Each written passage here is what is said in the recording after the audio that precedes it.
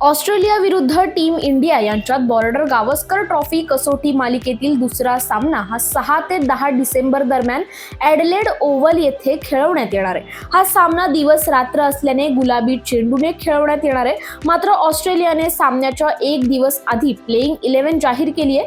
ऑस्ट्रेलियाने दुखापतग्रस्त जोश हेझलवूड याच्या जागी स्कॉट बॉलंड याचा समावेश प्लेइंग 11 मध्ये केला आहे.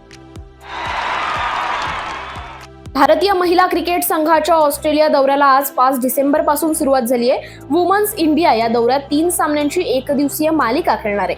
ही मालिका ICC चॅम्पियनशिप मॅच अंतर्गत खेळवण्यात येते आणि या मालिकेतील सलामीचा सामना हा ॲलन बॉर्डर फील्ड ब्रिस्बेन येथे आयोजित करण्यात आला आहे. मेन्स हॉकी टीम इंडियाने ज्युनियर आशिया कप ट्रॉफीवर सलग 3ऱ्यांदा आणि एकूण 5व्यांदा नाव कोरलंय. टीम इंडियाने ओमानमधील मस्कट येथे झालेल्या सामन्यात महाअंतिम सामन्यात कट्टर प्रतिस्पर्धी पाकिस्तानचा 5-3 ने धुव्वा उडवत ट्रॉफी उंचावली आहे. गतविजेत्या टीम इंडिया यासह या स्पर्धेतील आपला दबदबा कायम राखण्यात यशस्वी ठरली आहे. टीम इंडियाने या स्पर्धेतील सर्व सामन्यात उल्लेखनीय कामगिरी केली आहे. अंडर 19 आशिया कप 2024 स्पर्धेतील 12व्या सामन्यात टीम इंडिया विरुद्ध संयुक्त अरब अमिराती आमने-सामने होते. टीम इंडियाने आपल्या साखळी फेरीतील 3ऱ्या आणि अंतिम सामन्यात UAE वर 10 विकेट्सने धमाकेदार विजय मिळवलाय. भारतीय गोलंदाजांनी UAE ला 44 ओव्हरमध्ये 137 धावांवर गुंडाळलं होतं.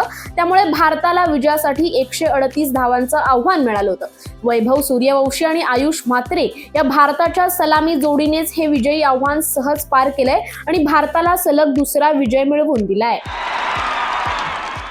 क्लिअर प्रीमियर वॉटर पुरस्कृत टेनिस प्रीमियर लीगच्या 6व्या मोसमात बंगळुरू SG पायपर्स संघाने आघाडी मिळवत गुणतालिकेत अव्वल स्थानी झेप घेतली आहे. क्रिकेट क्लब ऑफ इंडिया येथील कोर्टवर सुरू असलेल्या या स्पर्धेत दुसऱ्या दिवशी पहिल्या लढतीत बंगळुरू SG पायपर्स संघाने बंगाल विझार्ड्स संघाचा 52-48 असा संघर्षपूर्ण पराभव केला आहे.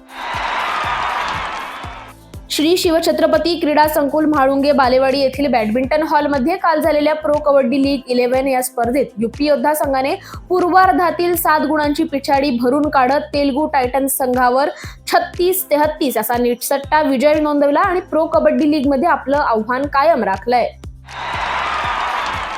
सय्यद मुश्ताक अली ट्रॉफी 2024 मध्ये बडोदा संघाने इतिहास रचलाय. कृणाल पांड्याच्या नेतृत्वाखालील बडोदा संघाने आज सिक्कीम विरुद्ध 20 षटकात 349 धावांचा पाऊस पडलाय. T20 क्रिकेटमधील सर्वोच्च धावसंख्येचा हा नवा विक्रम आहे. यासह हा संघ सय्यद मुश्ताक अली ट्रॉफीमध्ये 300हून अधिक धावा करणारा पहिला संघ ठरलाय. मुळशीतील विक्रम पारखी कुमार महाराष्ट्र केसरी पदक विजेता आणि आंतरराष्ट्रीय स्तरावर कुस्ती गाजवणारा पैलवान विवाहापूर्वीच हृदयविकाराच्या झटक्याने निधन पावलाय. 12 डिसेंबरला त्याचा विवाह ठरला होता, पण बुधवारी व्यायामादरम्यान त्याचा मृत्यू झालाय. विक्रमने 2014 साली महाराष्ट्र राज्य कुमार अजिंक्यपद कुस्ती स्पर्धेत गदा जिंकली होती आणि अनेक राष्ट्रीय आंतरराष्ट्रीय पदके मिळवली होती. वयाच्या 30शीत विक्रमने आयुष्याचा अखेरचा श्वास घेतलाय.